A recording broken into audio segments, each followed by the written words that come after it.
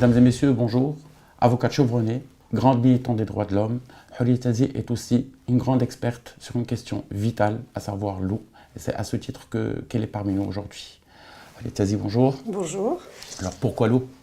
Je sais que c'est une grande passion pour vous. Vous avez fait votre doctorat là-dessus. Vous avez écrit, édité des livres sur la question. Donc, parlez-nous-en. Pourquoi la question de l'eau et pourquoi pas la question de l'eau? Complètement. Alors écoutez, moi c'est venu dans mon parcours académique. J'avais fait une thèse de 3e cycle sur le droit de la mer. Et en travaillant sur ce sujet, j'ai découvert à l'époque, j'ai soutenu en 83. La question de l'environnement était une question récente, même au niveau international, puisque la première grande conférence internationale, c'est la conférence de Stockholm, elle a eu lieu en 72. Et cette partie environnement à partir du droit a complètement attiré mon attention.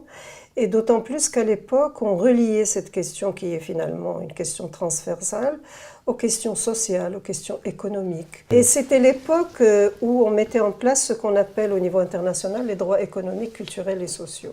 D'accord. Avec le pacte, le fameux pacte de 67. Aujourd'hui, vous êtes la présidente de la coalition marocaine pour l'eau. Oui. Qu'est-ce que cette coalition? Déjà, si on peut avoir une petite alors présentation. c'est quelque chose dont je suis très fière d'abord. C'est une plateforme publique-privée qui rassemble l'ensemble des parties prenantes. Nous avons comme membres des ministères, les ministères concernés qui sont représentés, les opérateurs publics et privés, l'ONE, l'IDEC, Veolia, les Eaux de Marseille, COSUMAR, l'OCP, etc., l'université. Et nous avons aussi la société civile à partir des associations professionnelles. Et nous avons, pour, si vous voulez, élargir le champ de notre travail, un conseil scientifique qui regroupe des experts, mais aussi qui regroupe des experts internationaux. Et donc, ça nous permet, si vous voulez, de débattre de la question selon l'approche qui est en fait la seule qui puisse mener à véritablement des solutions adaptées, acceptées, contextualisées, c'est-à-dire des solutions partagées par l'ensemble des parties prenantes et aussi le point de vue des parties prenantes à partir du terrain. Une plateforme de réflexion, une plateforme d'action? Alors, c'est une plateforme qui est récente, qui a été créée dans le sillage de la préparation de la COP 21 de Paris et formalisée pour la COP 22. Donc, elle est assez récente. Nous avons comme objectif, bien sûr, d'être une force de proposition au niveau des solutions, mais nous envisageons aussi, dans notre plan d'action actuel, nous allons lancer des actions également à côté de la réflexion et des propositions qui relèvent. Et par contre, ce que nous faisons en ce moment, c'est quelque chose d'assez intéressant et inédit, c'est que nous organisons des conférences visites pour montrer l'expertise marocaine, parce que, vous savez, nous avons une expertise que les internationaux connaissent. Lorsque j'assiste à des conférences internationales, j'entends parler du Maroc comme une référence dans le continent. Mais les Marocains ne savent pas tout ce qui se passe. Donc ce que nous faisons, c'est un débat sur un thème et ensuite une visite sur les lieux de réalisation concrète. De l'incarnation, de la matérialisation. Et ces conférences visites vont nous permettre de faire un guide au bout de cette étape-là qui montre l'expertise marocaine à diffuser. Ok. On sait que la question de l'eau, tout d'un coup, est devenue vraiment une question, on va dire, très à la mode, avec ce que cela peut comporter comme connotation. Si vous permettez, je vais récuser deux mots. Allez-y. Tout à coup et mode. Donc. Non, le Maroc a toujours eu, et les Marocains ont toujours eu une conscience de l'eau. Aujourd'hui, peut-être qu'il y a une plus grande prise de conscience de la question de l'eau. Mais personnellement, j'y travaille depuis 1994. Donc je ne l'ai pas inventé. J'ai rejoint un mouvement qui était déjà intéressé. Il y avait des conférences. Peut-être que les concepts ont évolué, peut-être que, pas peut-être, certainement les paradigmes ont évolué aussi, et qu'aujourd'hui, le discours et les besoins, mais aussi l'état des lieux, avec le changement climatique, avec la démographie galopante, avec l'immigration. Vous savez que l'immigration Vous me tendez une africaine perche. Quel état des lieux faites-vous justement de la gestion de la question de l'eau au Maroc aujourd'hui? Où? Bah, à toutes les échelles. On sait que c'est une question qui est éparpillée entre plusieurs départements. Il y a la question de la gouvernance qui se pose par rapport à ça. Vous avez raison. On sait que c'est à l'échelle internationale la problématique est posée, c'est-à-dire que l'eau aujourd'hui peut être une raison pour laquelle des pays peuvent mener des guerres. C'est déjà fait. Je pense au Moyen-Orient.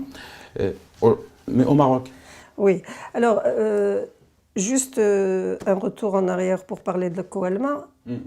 Notre objectif principal, c'est de contribuer à la réflexion sur la gouvernance. Tout ce que nous faisons converge vers cette question. Parce qu'au bout de toutes ces années de travail sur la question, personnellement, je considère la question centrale, c'est la question de la gouvernance. D'accord, à savoir. Elle est très importante et il ne faut pas l'ignorer. Et aujourd'hui, ce n'est pas au point? Non. On peut évoluer davantage. Il y a eu des avancées. Alors, par exemple, dans les années 90, la question était très technique. On ne parlait pas d'approche participative, on ne parlait pas de travail de proximité. Le privé était complètement absent de la question de l'eau. Et il n'y avait pas, si vous voulez, cette articulation entre les niveaux national et régional, voire local. Or, aujourd'hui, ce qu'on a compris, c'est que la question de l'eau, pour la réussir, quand je dis la réussir, parce que finalement, quel est l'objectif final? Quel est l'objectif final? C'est qu'on puisse donner de l'eau à tout le monde et que tout le monde puisse l'utiliser de manière parcimonieuse et qu'elle ne soit pas déversée, polluée dans la nature, mais qu'elle puisse être réutilisée dans ce qu'on appelle un cercle vertueux. Et c'est cette manière d'opérer qui puisse nous faire atteindre ce qu'on appelle l'économie circulaire. Et l'économie circulaire n'est pas un concept propre au niveau national, il peut être pratiqué au niveau local, il peut être aussi pratiqué intra-opérateur et intra-entreprise. Et je tiens à préciser que pour les entreprises, il y a deux catégories d'entreprises. Il y a celles qui s'occupent directement de la gestion de l'eau et de l'assainissement, mais il y a celles qui ont comme mode de production un besoin en sécurité hydrique. Donc tout cela est à mettre en mouvement. Et je pense... Et justement, comment arriver à cet équilibre? Parce qu'on a l'impression que, oui, on n'en a pas beaucoup, mais on en gaspille beaucoup. Voilà, j'y arrive. Donc, si vous voulez, nous étions dans les années 90, et c'était international. Attention, la réflexion a évolué aussi bien au niveau des pays qu'au niveau international. Nous étions dans une approche très technique avec une politique de l'offre. Vous voyez, la politique de l'offre, c'est-à-dire que politique de maîtrise de l'eau et de sa répartition et de la généralisation de l'accès à l'eau sans faire participer les autres, si vous voulez, acteurs. En gestion verticale. Oui, pyramidale, on peut le dire, pyramidale carrément. Alors l'évolution s'est faite à partir du gouvernement de l'alternance, où il y a eu ce fameux débat sur l'aménagement du territoire qui a fait ressortir spontanément, ce débat national a fait participer toutes les parties prenantes et tous les acteurs, société civile, partis politiques, élus, départements ministériels, etc., a fait ressortir la question de l'eau comme question prioritaire, question structurante, et a démontré la nécessité de la transversalité et de l'approche horizontale de la question de l'eau. Dites-moi, est-ce que vous imaginez un seul ministère qui ne puisse pas intégrer la question de l'eau? Justement, on a l'impression que c'est une question... Voilà, alors, voilà. Alors une fois qu'on a dit ça, évidemment le deuxième gouvernement a fait de l'eau une question ministérielle, mais reliée à l'aménagement du territoire et à l'environnement. Et moi, je pense que c'est ça l'avenir de l'eau. C'est un ministère qui puisse avoir cette transversalité. C'est une question de territoire aussi, donc aménagement du territoire, environnement, parce qu'il y a la quantité, mais il y a aussi la qualité à gérer. Et cette qualité et cette quantité sont à gérer dans des milieux, milieux aquatiques et des milieux différents. Et donc cette vision de gouvernance, je pense que c'est l'avenir. Concrètement, vous plaidez donc pour un département de tutelle, mais qui ne s'occupe que de l'eau? Non, attention, ça serait le ministère, si vous voulez, prépondérant. Mais vous savez que le ministère de l'Intérieur a des compétences très importantes dans le domaine de l'eau. Les régies, c'est tutelle ministère de l'Intérieur, les services concédés, les collectivités locales. Et quand vous regardez la charte communale donne des compétences très importantes aux communes, donc à la ville. Alors, vous voyez, donc on a l'arsenal juridique nécessaire. Alors, qu'est-ce qu'il faut faire maintenant? C'est de trouver d'abord les articulations entre les différents niveaux, mais aussi la coordination. Et le dernier discours de Sa Majesté le Roi du 30 juillet a parlé de ces approches. Il a parlé du fait qu'on ne peut pas avoir, si vous voulez, un seul acteur qui s'occupe d'une question, que l'approche participative est importante. Et déjà dans son discours du Conseil supérieur de l'eau et du climat de 2001, il avait parlé d'approche globale et d'approche holistique. Et donc cette approche globale et holistique, comment faut-il la décliner? C'est normal que tous les départements aient à connaître de la question de l'eau. Mais il faut des lieux, des mécanismes de coordination, mais des mécanismes de coordination qui ont la capacité de rassembler les parties prenantes. Concrètement, ça donne quoi? Alors, je vous dis, au niveau national, mais au niveau local aussi. Alors, il y a tout ce qu'il faut. Par exemple, vous prenez le niveau national, on a déjà enfin fait revivre ce qu'on appelle la commission interministérielle de l'eau. Mais cette commission interministérielle ne peut pas rester ministérielle. Il faudrait qu'elle intègre les autres acteurs. Le privé aujourd'hui est important. Qu'on le veuille ou pas, qu'on soit d'accord ou pas, le privé est un acteur prépondérant. C'est parce que c'est de grands consommateurs d'eau. Mais vous savez, c'est une question de terrain, la question de l'eau. Bon, il y a la politique, c'est très bien, il y a les décisions politiques, il y a la loi, mais il y a la mise en œuvre. Et la mise en œuvre, elle se fait sur le terrain. Et donc, ce mécanisme-là, donc vous voyez, ensuite, quand on va sur le terrain au niveau local, on a des commissions préfectorales au niveau des préfectures, etc., qui sont prévues par la loi sur l'eau. On a bien sûr la ville, on a les communes qui ont des compétences importantes, mais comment faire pour agréger l'ensemble? C'est la grande question. Et donc, la question qu'on attend, personnellement, sur laquelle je fais un appel aujourd'hui, c'est qu'on puisse comprendre une fois pour toutes que la gestion participative est importante, que la sécurité de l'eau est une sécurité qui peut avoir un impact sur le social et sur la paix sociale, et qui est, si vous voulez, un facteur d'effacement des inégalités. Parce que l'accès à l'eau, c'est l'accès à la vie, à la dignité, d'autant plus que notre Constitution aujourd'hui, la Constitution de 2011, a reconnu ce droit, a reconnu le droit à l'eau, le droit à l'environnement et le droit au développement durable. Oui, c'est un droit économique, voilà. C'est un droit social. Alors pour faire tout cela, évidemment, il y a des arrangements à faire, il y a des mécanismes à remettre, si vous voulez, dans le goût de cette réflexion, mais il y a un travail d'éducation à faire, et un travail d'éducation à confier à des gens qui comprennent la question de l'eau, non pas à des communicants qui viennent me dire « mettez de l'eau de Javel », des choses comme ça. Je suis désolée, les effets d'un... Donc il faudrait mettre ensemble, là aussi, des communicants, parce qu'ils ont le métier, mais mettre avec eux des expertises sur la question de l'eau, de l'environnement, parce que la question de l'eau est une question reliée directement, quand on parle de qualité de l'eau, on parle de l'environnement, parce que c'est la ressource qui intègre l'ensemble de notre environnement. Je finis peut-être sur ça. En attendant, on a assisté tout récemment à la suppression du secrétaire d'État en charge de l'eau, qu'on a fait fusionner avec le département de l'équipement. Oui. Politiquement, est-ce la décision qu'il fallait prendre?